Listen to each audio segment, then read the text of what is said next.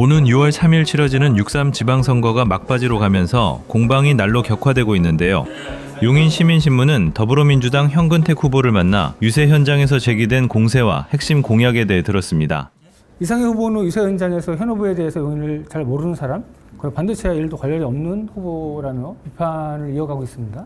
이상일 후보가 갖고 있는 반도체 지식은요, 제가 시장 되면 한 달 내에 다 취득할 수 있습니다. 본인이 현직에 있기 때문에 저보다 많이 알겠죠, 당연히. 현재 살아간 동향이나 이거는. 근데 용인 시민 중에 반도체와 관련 없는 사람이 있습니까? 다들 반도체에 대해 얘기하는 거죠. 저도 시장 준비하는 과정에서 김성환 에너지 장관 만났고요. 만나서 그 얘기도 나눴습니다. 그 다음에 추미애 후보와도 긴밀하게 얘기하고 있고요. 추미애 후보와 주변에 이제 정책 하시는 여러 교수님들 있거든요. 그런 분들과 스터디도 하고, 제 친구 중에서도, 그 다음에 삼성전자, 하이닉스 분들 다 만나고 있습니다. 시장 4년 했으니까 내가 잘한다. 많이 알죠, 당연히. 부정하는 거 아닙니다. 저보다는 많이 알 거라고 봐요. 그렇지만 너는 모른다. 너는 일도 모른다. 이렇게 말할 필요는 없어요. 내가 많이 압니다. 자기의 긍정적인 걸 얘기하면 끝나는 거예요. 나는 많이 압니다. 저를 지지해 주세요. 이게 하면 되는 거지. 너는 일도 모르잖아. 너는 관계없잖아. 다른 사람을 디스할 필요는 없단 말이에요. 그건 저는 좀 여유를 가졌으면 좋겠다 말씀드리고, 용인을 모른다는 거에 대해서는 저는 진짜 말이 안 된다고 봐요. 제가 2006년에 이제 변호사 생활을 용인 수지에서 시작했고요.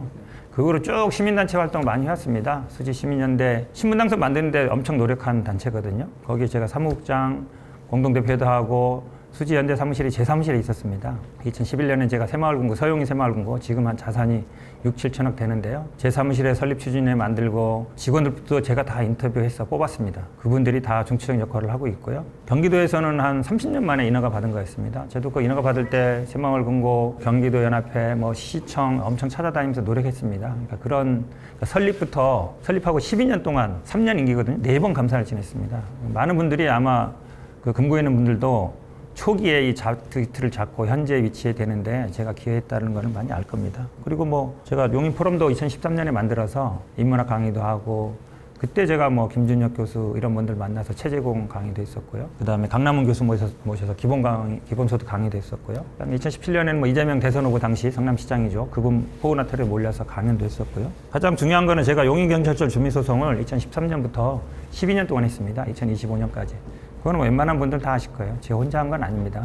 시민단체 한 10분 정도 모아서 했기 때문에. 제가 사실 정치를 하게 된 계기도 용인경전철 주민소송입니다. 2013년에 시작했는데, 사실은 소송은 나중의 일이고 이 결정하는 과정에 더 중요하다. 할지 말지, 어떻게 할지. 사후에 이거 책임을 묻는 거는 12년 걸렸지만 지금도 전 시장 임기 끝나면 책임 안 진다는 어떤 관행, 정책 보좌관도 책임 안 진다, 수요 측 잘못해도 책임 없다, 그런 어떤 고정관념을 깨는 데 역할을 했다고 보는데, 근데 그걸로 이 모든 문제가 해결되는 건 아니라는 걸 알고 있고, 그래서 2018년에도 도전했었고요.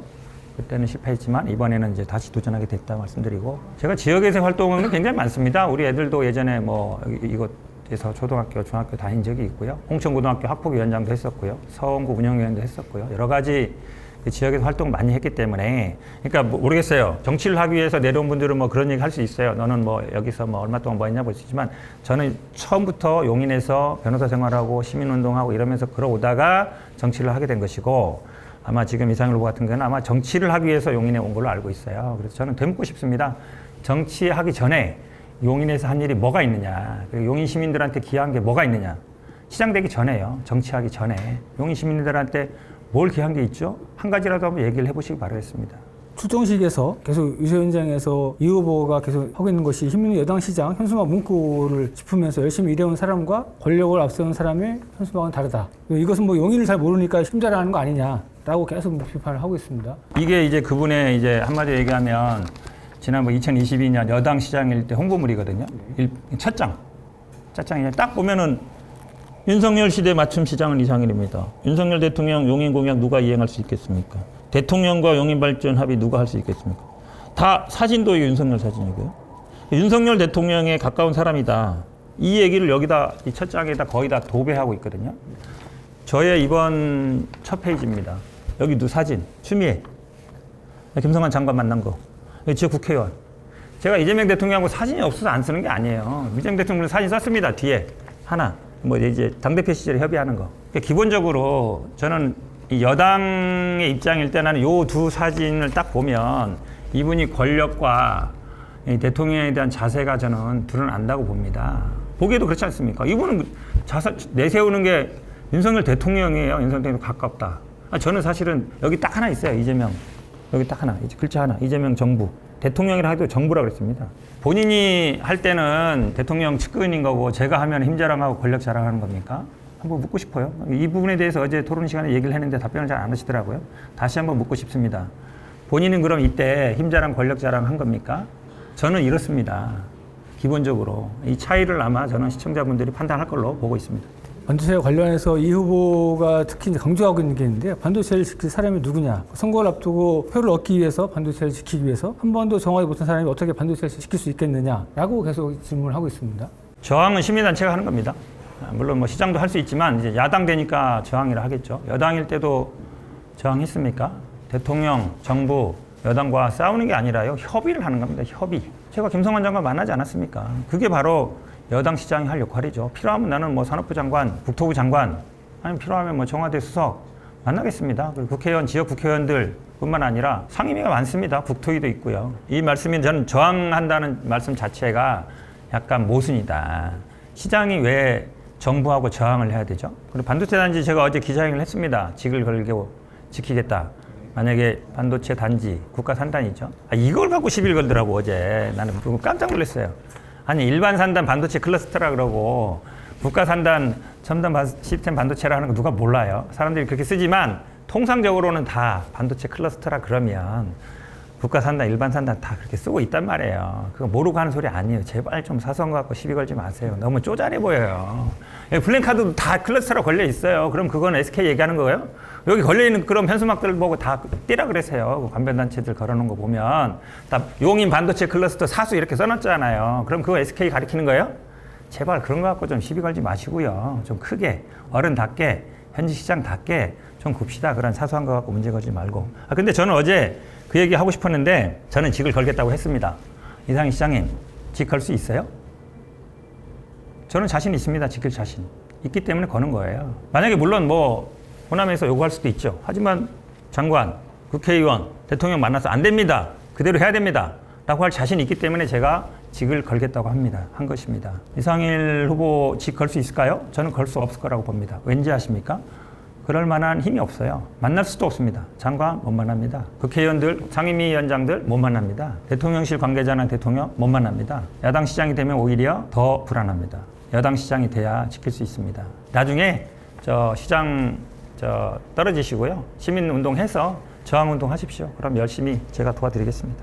5월 25일 지난번 용인 중앙시장에서 나온 얘기인데요. 현호가 수정식에서 이번 선거 구도에 대해서 윤석열의 내란 잔재 청산이라고 강조한 데 대해서 그날 이상희 후보를 지지하는 사람 모두가 내란 전당이냐 비판이 있었습니다. 저는 뭐 지지하는 사람들 보고 얘기한 건 아니고요. 어쨌든 이상일 후보가 지난번 대선 때는 이렇게 지금 나는 윤석열의 핵심 측근이다 라고 얘기하고 여기에 나는 또 깜짝 놀란 게 여기 뒤에 공부물에 보니까요.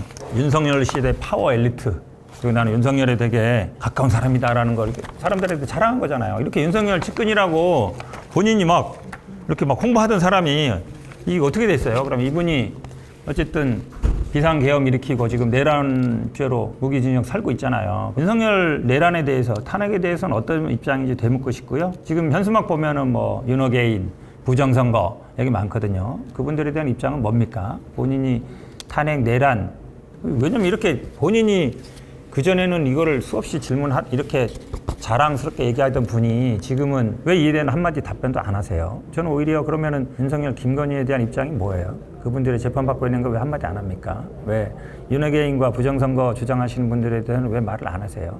이상일 후보가 내란 세력의 잔당이다. 여기 내란 세력이잖아요. 여기 내란 세력의 잔당 아니에요? 내란 세력 옆에 있잖아요. 내란 세력의 잔당이라고 얘기한 거지 이분 지지하는 분을 잔당이라고 한 건 아닙니다. 오해하지 마세요. 이 후보가 직접적으로 얘기한 건 아닌데 어떤 지원 유세에서 그래서 이 의원 전 국회의원이 지원 유세를 하고 있어서 현장에서 사회주의와 공산주의로 돌아가는 대한민국을 지켜달라. 한국은 색깔론을 이렇게 들고 나왔습니다. 이 부분에 대해서도 할 말이 있을 것 같아요. 그분 얘기는 굳이 이제 할 필요는 없는데요. 우리 사회주의 공산주의 국가에는 주식시장이 코스피 7천, 8천 가고 그런 게 없어요. 일단 주식시장이 없죠. 지금 많은 분들이 주식이 많이 오르고 경제 성장하는데 언제쯤 얘기인지 모르겠어요. 우리나라 자본주의인 거 다 알고 경제 성장도 잘 되고 있고 이런 상황에서 굳이 이런 얘기, 철진한 얘기, 색깔론 얘기 이제 그만했으면 좋겠습니다. 그러니까 이 보수 정당이 자꾸 오른쪽으로 가는 것 같아서 좀 걱정스럽긴 해요. 그러니까 선거 때마다 이러거든요. 뭐 항상 우리 김대중 대통령 때부터 뭐 북한에 어떻게 한다, 뭐 빨간색이다, 뭐 친북이다, 뭐 참 제가 보기엔 아직도 그러고 있는 게 지금 21세기에 이러고 있다는 게 참 답답합니다. 이런 얘기 이제 그만했으면 좋겠어요. 5대 공약을 보니까 그중에서 반도체 배후 신도시, 추가 100만 편 조성, 핵심 공약 중 하나를 말씀하셨어요. 네. 이건 약간 좀 부연 설명이 필요할 것 같습니다. 네, 지금이 이제 그 배후 신도시 그 삼성전자 위쪽에 이제 덕성단지 쪽에 한 70만 평, 69만 평 정도인데요. 이제 너무 작다라고 생각합니다. 많은 분들이 지금 현재 지금 원삼 쪽에서도 뭐 이제 그 SK 하이닉스 공장도 주변에 이제 뭐 숙소 문제나 주택 문제나 뭐 도로 문제 논의하는 사람들이 많은데요. 인근으로 많이 출퇴근하는 분들이 굉장히 많습니다. 삼성단지도 저는 그런 일이 벌어질 거라고 보는데요. 그러니까 동탄이 굉장히 큽니다. 한 1000만 평 되거든요. 인구도 한 43만 명 정도 되고 규모가 일단 너무 작다. 그리고 동탄이 너무 가깝다. 완장리 쪽에 터널 뚫리잖아요. 그다음에 이제 도로도 이제 확장하잖아요. 그럼 아마 다 이제 동탄에 살면서 출퇴근할 거다 아마.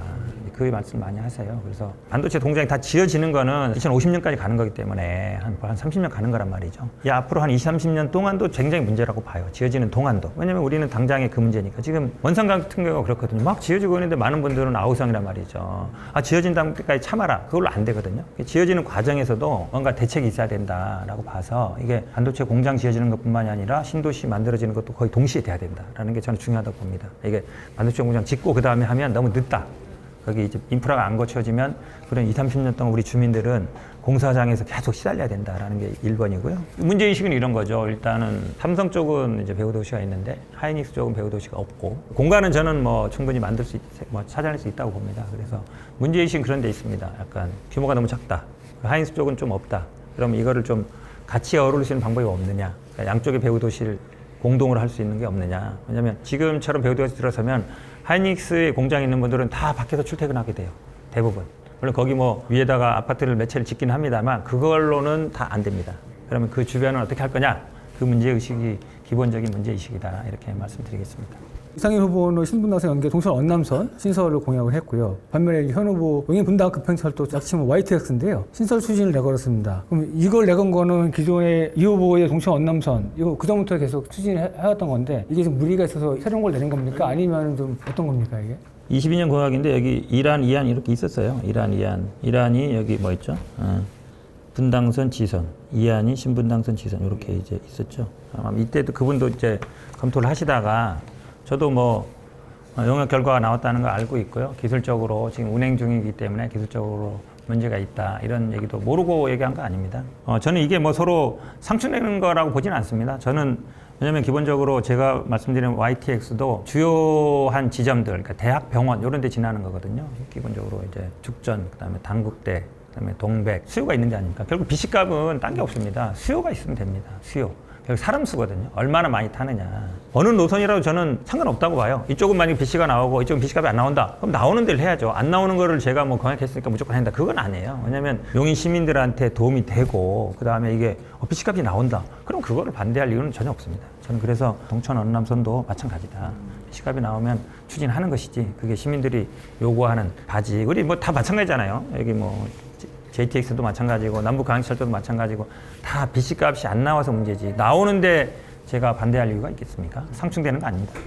아, 이 공약은 시민들이 좀 자세하게 들어봤으면 좋겠다. 좀 봐주십시오 하는 그런 공약이 있을 것 같아요. 어떤 겁니까? 소확행 100 공약을 많이 받고 있습니다. 예를 들면 이런 거죠. 뭐 어르신들 뭐 전등 갈고 문 갈고 이런 굉장히 어려움 겪는데 그런 거라든지 이게 기본적으로 5천만 원 이하에 할 수 있는 걸로 한 100개 정도 받고 있거든요. 5년간이니까 50억 정도면 한 뭐 1년에 한 12억 정도 할 수 있을 것 같은데 큰 돈은 아니지만 작은 부분들이 찾을 수 있을 것 같다고 보고요. 저는 또 소중한 또 중요하게 여기는 게 시민과의 소통인 것 같습니다. 지금 다 모바일 시대거든요. 지나가다가 예를 들어 여기 문제 있어요 그러면 그냥 사진 찍어서 바로 그런 앱에 올리면 공무원들이 바로 처리할 수 있는 그런 시스템 만들겠다. 예전에는 그거를 핸드폰으로 찍은 거를 홈페이지에 올리고 그래야 되는데 그게 시간 걸리잖아요. 그런 시스템 만들겠습니다. 그래서 예전에 우리가 뭐 페이스북이나 트위터 이런 소통했지만 그거는 1대1로 하는 거고 그거를 한마디로 얘기하면 시스템화 시키는 거죠. 플랫폼 만들면 거기에 사람들이 들어와서 언제든지 자기들이 하고 싶은 말을 할 수 있게끔 만들겠다. 그리고 저는 요 무슨 중요한 이제 용인에서 항상 많이 걸리는 게 도시계획 심의라든지 아니면 건축 심의라든지 이 부분 할 때 굉장히 우리 뭐 아파트 짓는 거, 데이터 짓는 거, 도시개발 조합하는 거 다 심의위원회에 걸리잖아요. 근데 도시계획 심의위원들이 시민들하고 좀 소통이 되느냐 이 문제가 있어요. 그러니까 시하고는 소통이 잘 되겠죠. 근데 이분들이 과연 그 지역 주민들의 요구나 이해나 이거를 잘 반영하느냐 저는 거기에 문제의식이 있습니다.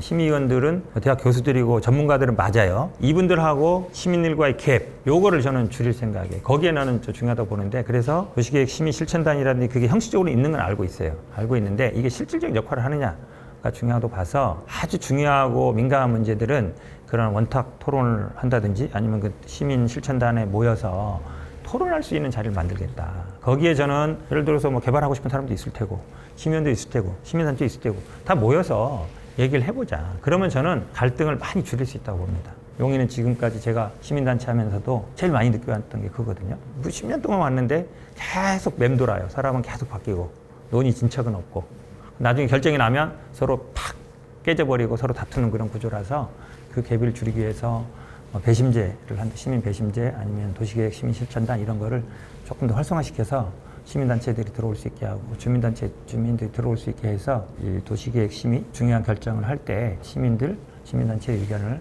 보다 폭넓게 반영시키겠다라고 말씀드립니다. 뭐 비슷한 걸 수도 있겠는데 그러면은 시장이 당선된다면 정기적으로 동네적으로 뭐 타운홀 미팅 뭐 이런 것도 좀 기대해 볼 수 있는 겁니까? 네, 충분히 생각하고 있습니다. 왜냐하면 뭐 여러 가지 문제는 많습니다. 저는 사실 개인적으로는 우리가 뭐 처인성 문제라든지 아니면 뭐 서봉사 문제라든지 역사 문화적인 것도 굉장히 할 게 많거든요. 전문가들도 많고 토론회도 많이 하는데 그게 시민단체들이 아니면 지역에 있는 뭐 처인성 살리기 운동 이런 것보다 시에서 조금 더 관심을 가져서 하면은 훨씬 더 많은 전문가들과 올 수 있거든요. 저도 뭐 그런 거 충분히 할 생각이고요. 시민들하고 상대로도 그런 타운홀 미팅 정기적으로 해나가겠습니다. 마지막에 시민들께 지지호소 하시죠. 안녕하세요. 용인 시민 여러분. 더불어민주당 용인시장 후보 기호 1번 현근택입니다. 저는 용인에서 정치를 하기 위해 온 게 아니었습니다. 2006년부터 인연을 맺었고요. 20년 가까이 됐습니다. 제가 시민운동도 많이 했고 지역의 사람들과도 많이 소통을 해왔습니다. 정치를 하게 된 거는 뭐 용인경찰청 주민소송 때문이었고요. 2018년 도전에 의해서 두 번째 도전이다 말씀드리겠습니다. 시장은 결코 혼자서 일을 하는 사람이 아닙니다. 중앙정부, 대통령, 지역의 국회의원들, 도지사 원팀으로 가야 됩니다. 제가 지금 지역의 국회의원 네 분들과도 정책적인 간담 정기적으로 하겠다고 말씀드리고 있습니다. 1년에 4번, 분기별로 1번을 하겠습니다. 지금 시장 과연 하고 있을까요? 저는 안 하고 있다고 봅니다. 지역 국회의원과 시장이 원팀이 돼서 간담회를 하고 문제를 같이 해결을 해야 됩니다. 추미애 도지사 후보와도 굉장히 가깝습니다. 올해 정치 입문을 그분이 당대표 때 했고요. 일례를 들면 2040 지금 기본계획 용인시는 통과가 안 되고 있습니다. 경기도에서 최종 승인권이 있거든요. 경기도 지사하고 시시건건 대립을 많이 했습니다. 그게 영향을 미치고 있지 않을까요? 화성은 이미 155만 원으로 통과가 됐습니다. 평택도 통과가 됐습니다. 왜 용인은 통과가 안 되고 있을까요? 그런 게 바로 원팀의 중요성입니다. 반도체 단지 지키기 위해서는 중앙정부와 소통을 해야 됩니다. 국가 산단은 말 그대로 국가 산단입니다. 국가에서 하는 겁니다. 중앙정부와 소통 안 하고 국가 산단 지킬 수 없습니다. 혼자 아무리 반대를 외치더라도 중앙정부와 소통이 안 되면 일이 안 됩니다. 반대는요, 시민단체가 하는 겁니다. 그래서 저는 직을 걸고 지키겠다라고 말씀드렸습니다. 본인이 정말로 지킬 자신 있으면 본인도 직을 거십시오. 마지막으로 하고 싶은 말씀입니다. 이상입니다.